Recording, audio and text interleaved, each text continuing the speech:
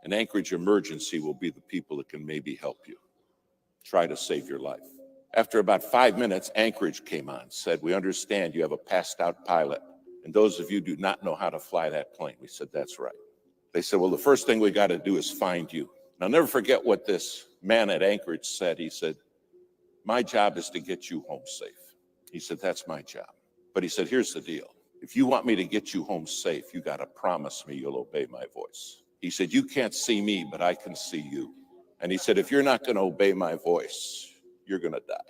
When you can't see anything, you have no idea how disorientated you become. Finally, he said, okay, I found you. Now hear me clear. He said, you're 4 minutes from a mountain. He said, you're going to crash in that mountain and die. Follow my voice. I never said, I have to follow your voice. Is that reasonable? You see, I understood without his voice, I had nothing. And do you understand? Without God's voice, you have nothing. Nothing. Finally, he got us turned. And he said, I'm freezing all the traffic in the area. He said, it's going to take me an hour and a half to get you to Anchorage, and there's a lot of weather between you and Anchorage. You're in for a rough ride. And he said, I want you to hear me. I don't want you to look at what's going on outside. I don't want you to pay attention to the storm, just my voice. He said, if you start watching the storm, you will die. But I'll take you through it. Now, because they cleared all the traffic, several pilots, those nighttime freighters, those 747s started talking to us. They said, we're praying for you, men. You're going to make it. But listen to the voice. That's the key. They said, trust the voice. You realize your head is full of voices, and everybody in this world wants to talk to you, and everybody wants to be the controlling voice. And God says, I want you to be a living sacrifice. I want you to put yourself on the altar and let my voice be your voice. Finally, we went through the worst of the weather, but there was still more. And then the voice came back and it said, now, I'm going to line you up. He said, I'm going to bring you in right down the runway. And at the foot of the runway are some lights, and they're in the form of a cross. He said, don't you forget this. The cross is the way home. Finally, he's bringing us down. We still can't see anything. And all he kept saying is, stay with me. My sheep, the Bible says, hear my voice and they follow me. Finally, just a couple 100 feet off the ground, we saw the cross. I landed the plane. In fact, I landed it 7 times. Finally, it all came to a stop, and the minute we stopped, the pilot woke up. The voice said, thanks for listening. I watch them crash and burn all the time because they won't follow my voice. They don't understand I'm the one who can see them even when they can't see me. But they get the voices in their head and they kill themselves. They self-destruct. Thanks for listening to the voice. Then they put us in a motel room, and about 4 a.m, the knock at my door. I opened the door and a man was standing there. He said, hello, David. I said, you're the voice. You're the one who got me home. He said, I am. Do you understand one day you're going to stand before him and say, you were the voice. You're the voice that brought me home. If you're not on that altar as a living sacrifice, your head's full of voices. And then we wonder why kids crash and burn. We wonder why marriages are shattered. And the Lord's saying, I'm the one who has the voice. All I can remember is that voice saying, stay with me. Stay with me. Don't listen to what's going on in your head and don't watch the storm. Stay with me. And I'll take you through. Tonight you have a God who has promised to take you through. A living sacrifice, holy.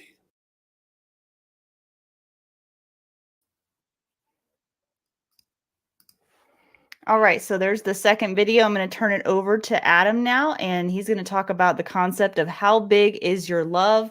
After we listen to Adam, I will have what to expect for next week. And you won't want to miss. I've got a short trailer video for you that I really want to share with you. I'm very excited about next week's guest, and so we'll have a couple announcements at the end as well. But Adam, I'm going to take a break and hand it over to you, my friend. Well, good evening. Good evening.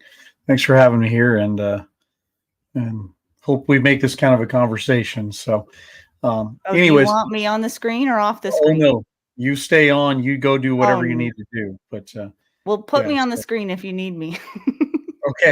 okay. Well, glad to be here. So, Laura asked me to talk about the concept of how big's your love. Right. This is something that I did in a class.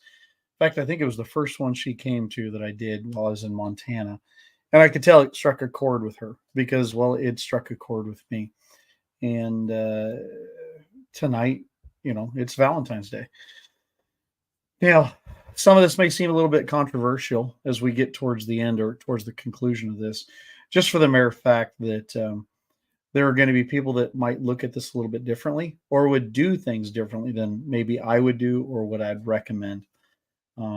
When I get into kind of the tactics of what we're going to do or what I'm going to talk about tonight, understand that may not work for you, and you may have to revamp or reconsider your plan of what you would do if the day comes. But really, to set the stage of how big is your love, or really, if you want to put it this way, to whom does your love apply? Let's go back to a beginning so I can set the stage. Really, I think that there's probably 5 or 6 major things in life that we need to become truly good at as a generalist, right? If it's not your profession to do these things, then I think kind of we all have a responsibility to be generally good at these things or to have considered, thought of, studied, and then put effort into. What are those things? Really, if you believe in such a thing, and I do, I think you need to know your God. You need to go know your God well, right? You need to spend time in getting to know your God. My God is Jehovah, right? It's the God of the Bible, and to me, it's something that I've had the blessing of growing up in a religious home, a Christian home, to where, I mean, pastor, missionary kid, I got to hear about this and think about this all the time. And later even ran off to a Bible college, a couple of them, thinking that I was called to preach, until God made very clear to me, I was not called to preach. I'm the last person in the world to be called to preach. But in that process, I began to get to know my God. And I think that's something that we all failingly do, at least I do. But I think that if you believe in such a thing, that needs to be part of our thought process. That needs to be a part of our study process, needs to be a part of our life, and then how to live our life according to the precepts of, in my case, the Bible, right? What you believe there, and then following God's word. And that's a deep subject. I mean, think about theology and all that goes into that. And that takes a lot of effort, mentality, a lot of, I'd tell you, emotional struggle to learn that and to understand that as best you can. And for me, it's always revamping as I change or as I get guided. So I think that's one of the areas that we need to know well. You need to know your God. That takes effort. The other area I think that we need to spend our time and effort in is in our family, right? In loving our kids, our spouses, our brothers, our sisters as deeply as possible. And I think that includes not only knowing, spending the quality time with them and all, but getting to know what irks them, what makes them happy, how to help them, how to serve them, because that's really what it comes down to, right? How to serve them, how to be a part of their lives. And I mean, it's Valentine's Day, right? Yeah, though it's a commercialized time to really just get us to say I love you on this one day. Should that not be Valentine's Day every day of the year, right? My wife and I, we rarely celebrate or even really consider Valentine's, right? Because to both of us, individually and collectively, it's really just that's how we kind of live our lives anyways. So to me, to have one set aside commercialized day, big deal, right?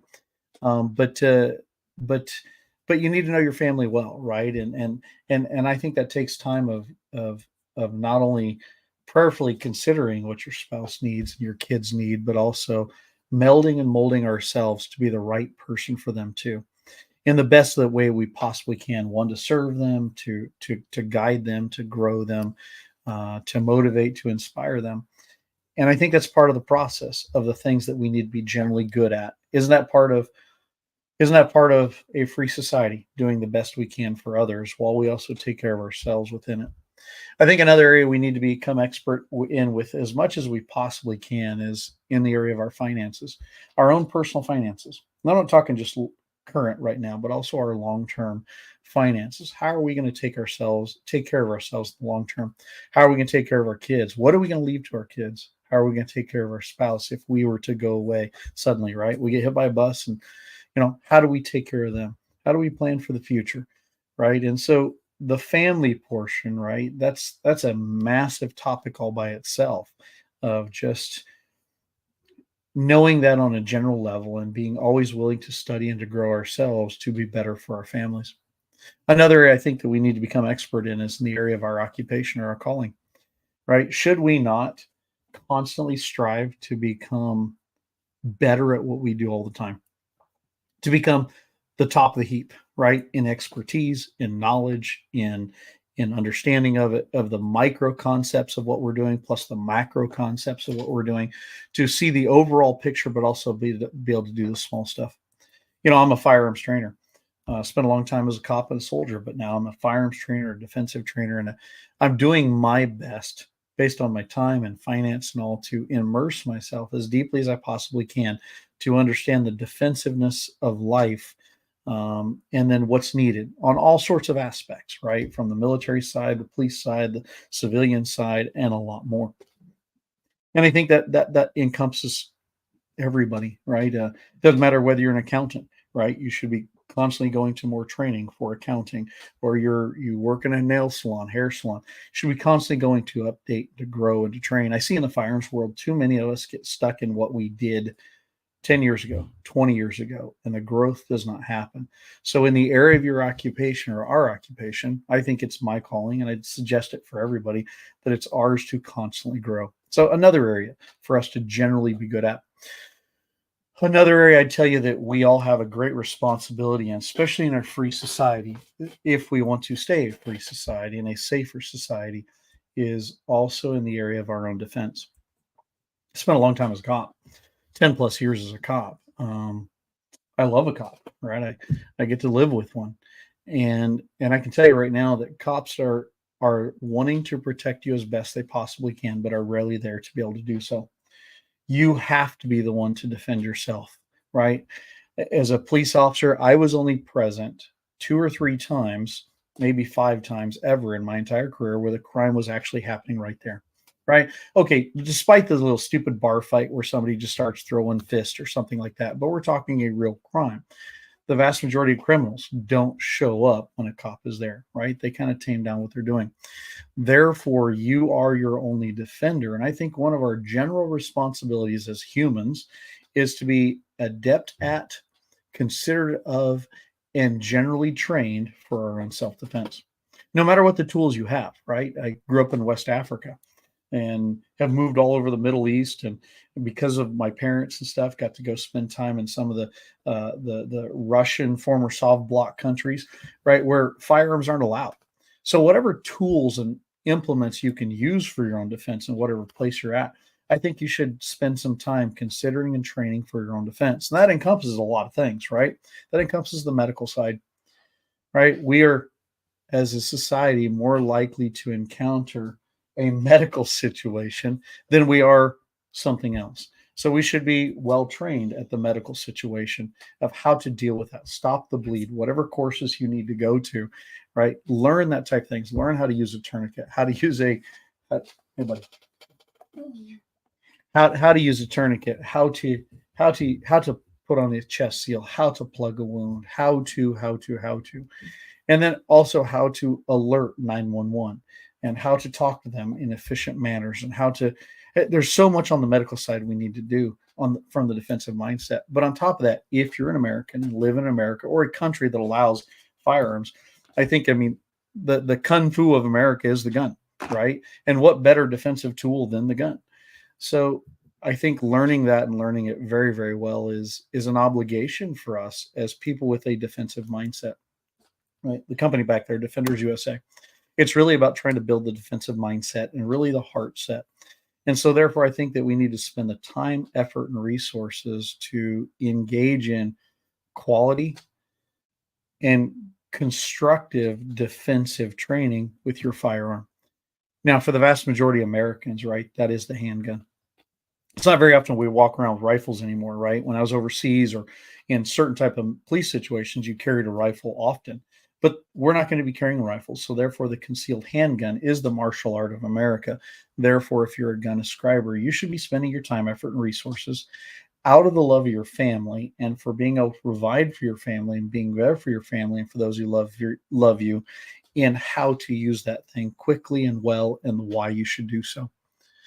I think on top of that too is it's also balancing out the mentality of the defensive mindset, but also the heart side of this, right? Understanding what it's like on a mental level or talking to people who've been through these type of things to build a strong defensive heart set so that you survive in that moment that comes, but also survive the massive aftermath that does come after you've used a gun or some type of tool defensively. I think part of all this is not just the gun training. It's also learning how to maybe fight, stun, distract, break away, whatever it may be, right? I mean, the vast majority of our population within the gun world, right? We have both men and women. We have a lot of women within the gun world. In fact, I tell you, it's probably about 60% or so of the gun owners that are out there. Right, a lady oftentimes may not be able to get to the gun first, so therefore she's got to learn how to stun, distract, break away, how to see things ahead of time before they come. And in often cases, a lady has to have better defensive skills or better situation awareness than guys do, simply because ladies are more easily can be the victim of crime. Yet they're also the more intuitive to it, and they tend to be switched on a little bit more than us guys. So think of from the defensive aspect, right? There's a lot that we need to put into there to have a well-rounded defense of what we do for ourselves and those we love. So back to the idea of this, I think generally there's a couple things we got to be good at and we got to constantly grow. One, your faith in your God or your knowledge of your God. Two, your family and how your family interacts and how you interact with your family. Three, your finances, right? That's so important. Four, the expertise of your occupation. And five, I'd tell you, your defensive mindset that's out there. And though I am primarily a firearms trainer, that is not the mission, I'd tell you, of most firearms trainers. Or at least I don't think it should be. Right? Yeah, we use the gun to train people, but I think it's far more about this than it is the gun itself. So kind of setting the stage of how big your love is, I think we all need to be a generalist in these things. If that's not your profession, you need to become good at those things. I think that we have a responsibility in a free society to do that because the cop can't be there to help you. You've got to be the only one to do it. When it comes to your finances, you're the only one that's going to do it. Find the expertise to help you. When it comes to your God, you've got to be the one to pursue him. Find the experts to help you pursue your God. Same thing with everything else. That's where we need to go with it. So, Laura, so far, does that make sense to you? Thoughts, questions, concerns so far? Ooh, I get to ask you questions. Please, I don't want this to be a preaching thing. Well, that all encompasses everything that I've heard you say, but the how big is your love, you talk about basically the idea of self-sacrifice. And I remember part of that talk that really spoke to me was kind of this idea that this isn't really about you. This is about everybody else, and everyone else is more important than you. And that was what I was hoping to hear. So that's where we're going with this, right? Oh, it's not done yet? Okay. Yeah, I think we've got to have that general concept. But Okay. really, when it comes down to it, right? If you don't have that type of mindset, heart set, and physical training to be able to defend yourself well, I saw it over and over in the cop world and a couple times in the soldier world, where if you have none of that training or have never thought it through, right? You've not taken that responsible step of doing that. We tend to freeze up, right? We tend to just go to that mental space that does nothing to help us. And where if we spent the time, effort, and resources to build the emotional maturity, the mental acceptance that violence does exist and evil does exist, and it might come against us someday. And if we've prepared for it, we tend not to freeze up, and we tend less to become the victim of crime because Or even just considered it. yeah, considered it, right? Yeah, some I mean, people just have never considered it. well, I mean, think about this. Just today, right? Super Bowl party, the Chiefs. I mean, come on now. 49ers should have taken that. But anyways, yeah, the Chiefs, right? They have a Super Bowl thing going on, and somebody decides to go shoot that thing up. Just the other day, in a church down in Texas, right? Somebody decided to go in there and shoot that church up. Evil does exist. I would tell you, it's thinking about coming for you, killing you, raping you, stealing you, doing bad things to you and those you love. And it thinks about it on a continuous and all the time basis. It's what they do professionally. It's evil. And that's all they think about. Therefore, we have to give some mental energy, some physical energy towards preparing for that moment if it does come.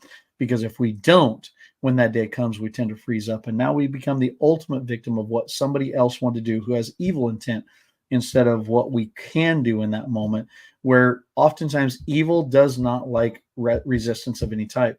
And if we've built some type of mental resistance, emotional resistance, and the ability to actually resist physically against evil, we oftentimes can overcome evil because evil does not expect that to happen. Mm-hmm. They're just simply to come in and dominate and be done with it, right? They're ambush predators. So to me, that's part of the process of figuring out how big is your love. So now let's go into that. So how big is your love? I'm not staying here for this. No, I'm stick staying around. here. I'm listening. Oh, Stick you want around. me to stay on the screen? Stick Okay. around. Okay. So how big is your love, right? And really, to whom does it apply?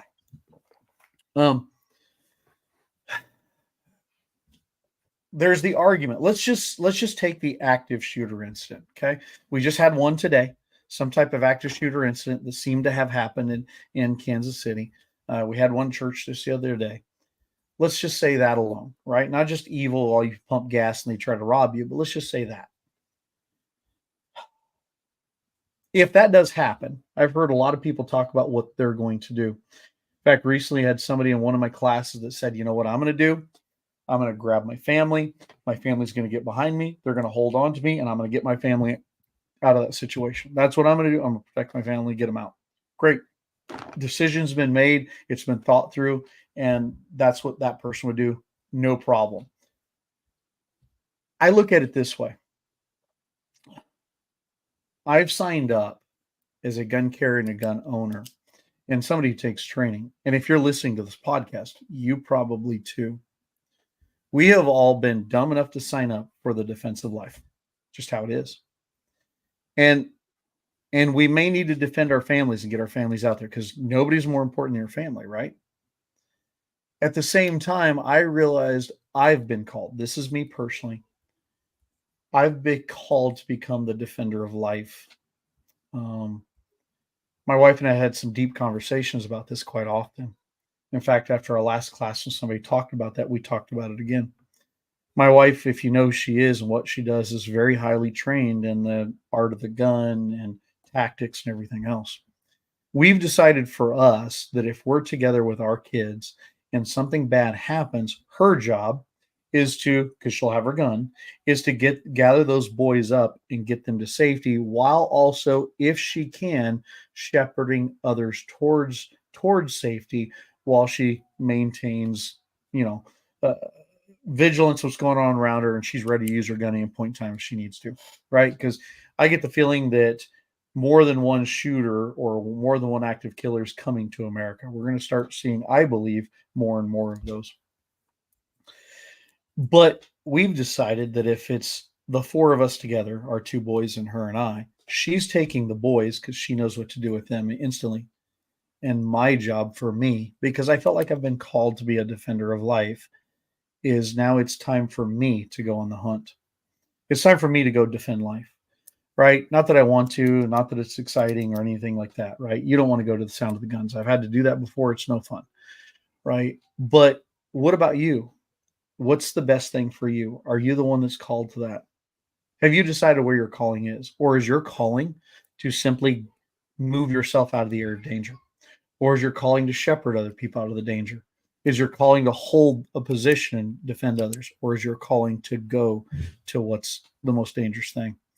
And in our case, we've decided that my boys need their mother more than their father.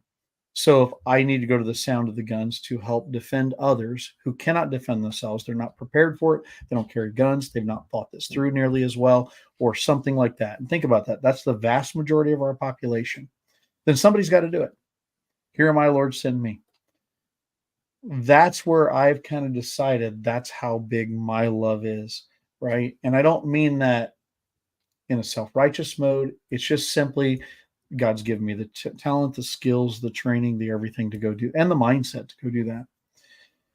If you are a highly trained person, right, maybe it is time for you to go to that. I think we have that calling to do so. So, anyways, that's kind of one of our bad things are happening plans. Let's change a little bit. Let's say it's just me. I don't have my wife. I don't have my kids. I don't have anybody to protect. It's just me there. I'm going. I'm going, right? You got to be thoughtful of other responding officers that might be there, or you got to be thoughtful of their concealed carry holders. There's a lot of tactics that goes into this, but I know for me personally, I've been called. I have a duty from God that's been given to me to go do that. And I'm asking you, the audience, what about you? Are you called to that? I'm not saying you should be. I'm just saying, is this something you've truly thought through? We've decided that if it's my wife and our boys, one or both the boys, we've debated this back and forth, is do you gather the boys and shepherd them out, right? In the heat of Arizona where we live, if it's not hot out, do you throw them in the car real quick, not lock the doors, but shut them? And then does she go back in? It's a decision that I think will be situational. Or do you gather your kids, shepherd out those you can, and go away? That's a real thought process. Or is it you hand it off to somebody that you can just tell right then and there, those are good people. They'll take care of these kids. Here's my name. Here's my number. Watch my kids. And you go straight to the threat. That's been a constant, that's been an often conversation for us over the years as we've done this. Right. So those are options that we've talked about. And I can tell you, as we talked about it again the other day, is we both walked away with her going, if it's her and just the kids, what she will do in there is going to be situational depending on how bad it is or what she believes can be done. And so have you thought through your plans too in a situation like that? Do you take yourself out of there? Do you take just your family out of there? Do you shelter others out of there or shepherd others out of there? Do you hold ground? Or do you assault the bad person, the evil that is there, even with the knowledge you may lose your life in going to do so? Really, I think it comes down to is how big is your love?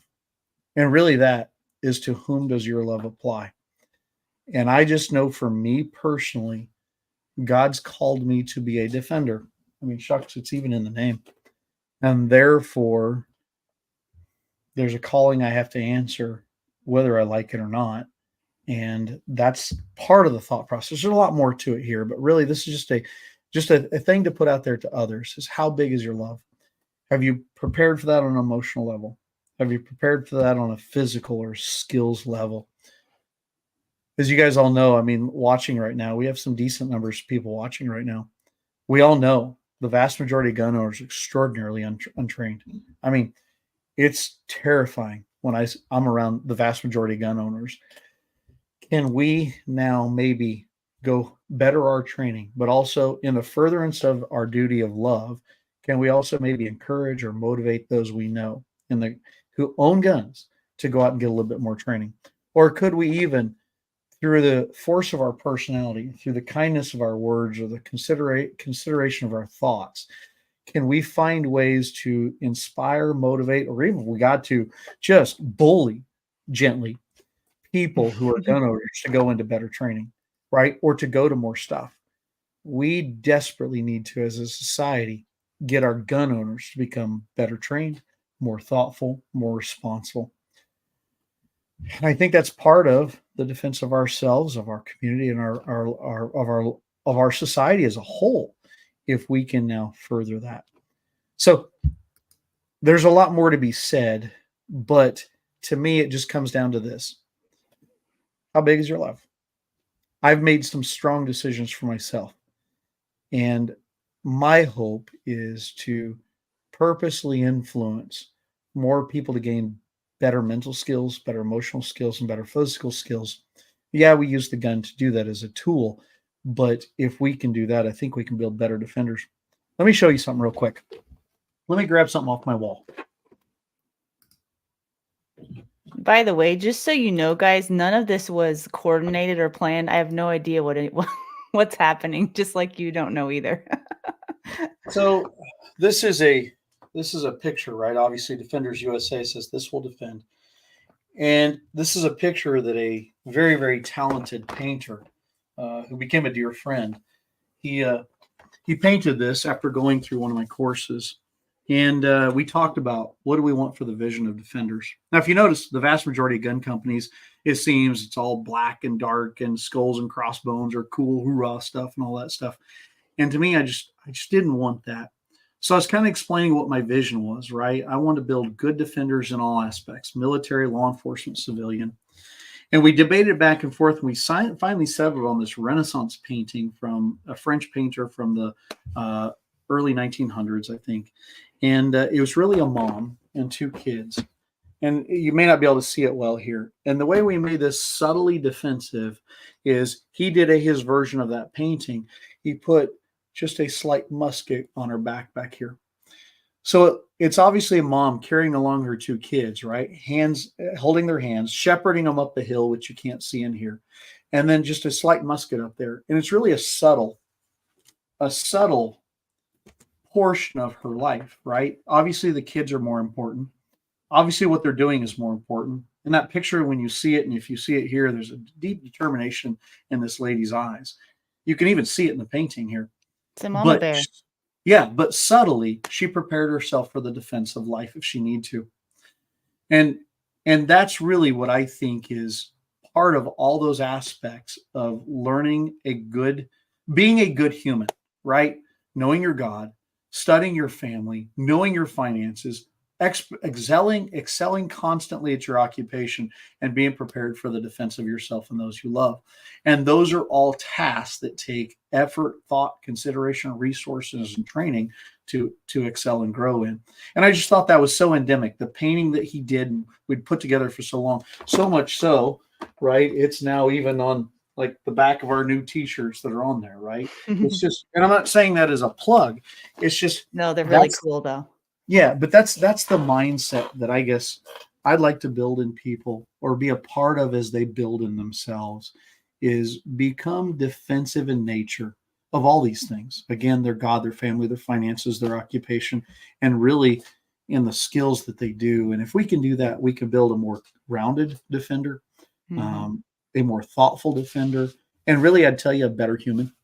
A better husband, a better wife, a better this, a better employer, employee, a better everything, because they've given such deep thought to all this, such consideration to this. And I think it's brilliant, right? Brian Hill, if you don't know who that is, Brian and Shelley Hill own the Complete Combatant. And the name has kind of a pun involved, and it's actually kind of cool. But that's kind of the mindset behind this, is to build that complete combatant, a la what Brian and Shelley are doing. And active self-protection talks about that active self-protection, right? It's kind of all these things too. That's what I want to build in here is that type. And to me, it comes down to this. The biggest message, besides the gun training, is how big's your love? Are you going to spend the time preparing yourself generally for the adequate defense of your family and others? Are you going to build yourself for the adequate use of your finances, the adequate use of your family and the growth of your family, the adequate knowledge of your own God, and that just takes work. And to me, I'm more interested in growing the more complete human than I am just a shooter, because being a shooter is a tiny microcosm of the whole thing, right? I mean, we use guns rarely in real life. All the other stuff is more important, but we defend it with the gun. And if we give it that mindset, I think that we build better people. And that's what I guess I challenge you. How big's your love? How far are you willing to go? And if you ever have to use this, how much of yourself are you willing to give if you need to in the defense of others? Well said. There's no mic drop. Thank you, Adam. Well, if anybody has any questions, You guys can put those in the comments. But I was talking to somebody the other day who watches the show frequently, and you'll think this is kind of funny. And he said, "You know why you rarely have any questions during the show, don't you?" And I said, "No, I've wondered that, why sometimes there aren't very many." And he said, "It's because you've already answered all of them. There's nothing else to ask." And I thought, well, that's interesting. Guess that's one way to look at it. I've never felt that way, but I do hope that we're thorough and that this resonates and that people understand that the gun is such a small portion of our mission and what we're trying to do in building people. I think that you said that well. You know, I guess last thing to add to this, if that day comes for you, right, where you've got to fight for your life or somebody else's, I've been there. I can tell you that the smells are horrific. And I'm talking not just of injuries to humans, but also the smell of burnt flesh or the smell of gunpowder in the air. It's not as cool as it smells on the range, right? I mean, if we made a perfume that was burnt gunpowder that you girls would wear, oh my goodness, right? Boy, it would sell like hotcakes, right? It's different when it's a fight, right? The emotion that goes into the extreme horror and terror that happens when you're there. I think these are things that need to be thought of, considered, read about, talked to others who've been there, and then started getting an understanding of that in your soul, not just in your head, but in your soul. So if that day ever comes for you, those moments don't catch you by surprise, or at least you recognize them because you've thought them through, talked about them, studied them, and considered them. So it doesn't delay you in your moment of need that you need to be acting or doing, because it's been precognitive ahead of time. It's been pre-thought through ahead of time. And though I never want anybody to have to go through some of these things, if it can be pre-considered, and as much as possible that having endured it, have been considered enough to where there's an understanding to it, we can spend more time acting and reacting than we can thinking, because pre-thought through understandings and decisions have been made. So therefore we can do more in shorter time frames than the vast majority, right? Watch YouTube stuff of people getting attacked. And so often people just stand there fat, dumb, and happy, frozen, because they never thought this through deeply. It shocked their senses, which is what the evil people want to do. And they become the ultimate victim of crime, where if we can build that mentality, heart set, and everything else ahead of time, action reactions become far faster, and the defense of ourselves for others becomes a much easier task. Yeah, build the heart set, the mindset, and then follow that up with action and skill building. Yeah. People usually start with the skill building, which you got to start somewhere, I guess. But yeah, start with skill building. Spend a lot of time in it, right? It's a low probability, high risk thing. So you got to spend time with it, right? And it's perishable, so you got to spend time with it. But all the other stuff are and I would tell you, more important, that you spend just as much mental and emotional energy on as you would the skill building itself. Perfect. Well, thank you, Adam, for taking the time to do this for me tonight. I appreciate you for doing that. Glad to. I definitely could not have said that the way you did. Thanks for letting me on your show. It's letting you on. I love watching your growth. Thank you. Okay, guys, so we're going to move on to the cool trailer that I want to show you, because I got to prep you guys for next week's guest. But first, a couple of announcements. And tell me in the comments what you thought about that. Do you have any questions for Adam? Does it make sense? Is it all kind of soaking in? Are you processing? I'm sorry, the light is blinking. Just pretend like that's not happening. But first, huge thank you to all of you who are supporting us on Defenders Live at locals.com by becoming a paid member. I just dropped episode 8 of Defenders Uncensored on the Locals channel. I posted that yesterday, so check that out. It should be in your email inbox, actually. During that discussion, I invited Adam Winch and Ryan Luca of Impact Montana, Siobhan Thompson of Throttle and Thrive, Mike Davis of Made Man Coaching, and Tim Grover of RevTac and Contact Front. I got all those guys together, all in the same room, which was really hard to do, by the way. And we got to the heart of the matter of what our veterans and first responders are facing today, and real solutions to help them. You don't have to be in the veteran and law enforcement community to get a lot of gold nuggets out of this episode. It's definitely worth your time. And these people are absolutely amazing. I was so blessed to have all of them in the same room. They're definitely doing worthwhile work. So be sure to check that on locals.com. And then be looking for soon the early release of the Brian Hill story, released in its entirety of 2.5 hours on the Locals channel. It's going to be released there early. It is the first and last time that Brian says he will be sharing his story publicly. It's unbelievable, inspiring, raw, heart-wrenching at times, and unbelievably impactful to watch. It was hard for me to get through at times as the interviewer.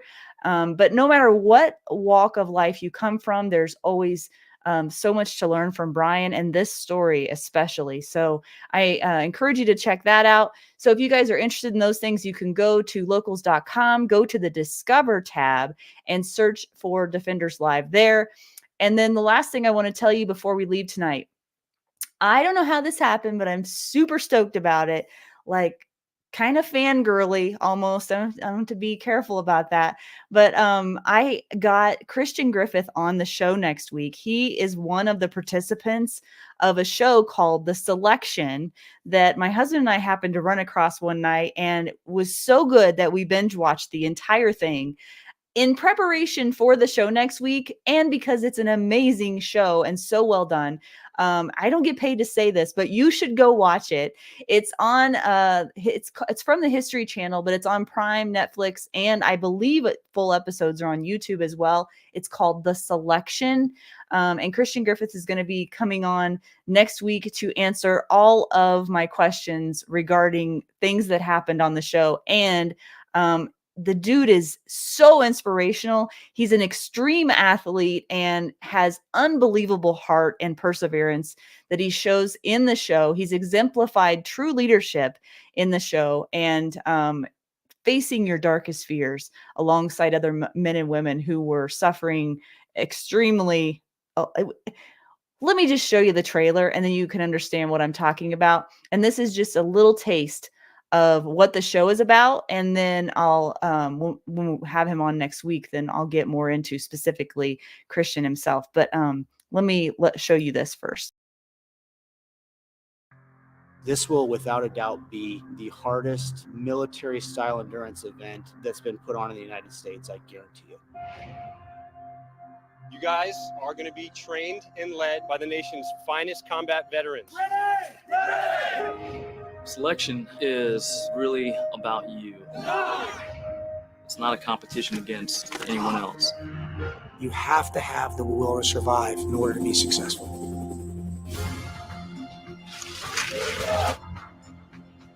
It is amazing how much abuse the human body can take. Don't let go!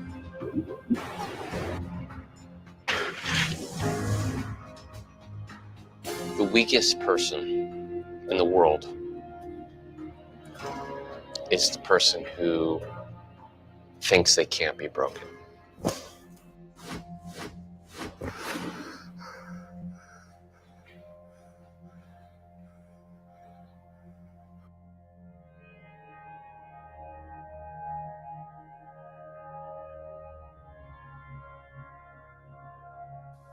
Why are you here? Because I want to be here, sir. It's got to be more than that. I want to be Why here. do you want to be here? Because I want to be pushed. I want to be motivated. So this is life. You guys know it. You've been pushed your whole life. This is life. You fight. You get hurt. Like, this isn't fun always, but you go through it. It's a process. This is the only way that you can find out what type of person you really are when you push to the limit.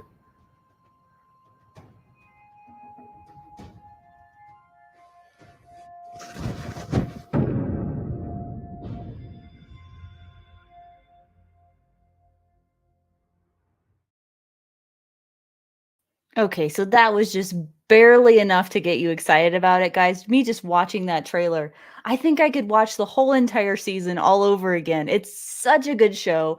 It's so well done.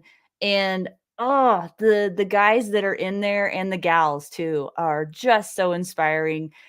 It's just such a true test of character. You have to watch it. And you've got to be prepared for next week. When I bring Christian Griffith on, then you'll know which guy he is. And maybe you have questions for him as well. He also has an organization that he's going to be talking about that is just amazing. I mean, it's just incredible what this guy has done, not just in this show, but in his everyday life as well. So I'm super stoked, if you can't tell, to have him on next week. And I'm going to be so prepared for it, I hope. And so looking forward to introducing you to Christian Griffith next week. So be sure to tune in for that. Next week, 7 p.m. Mountain Standard Time, Wednesday. Can't wait to see all you beautiful people again next week. Until then, take care.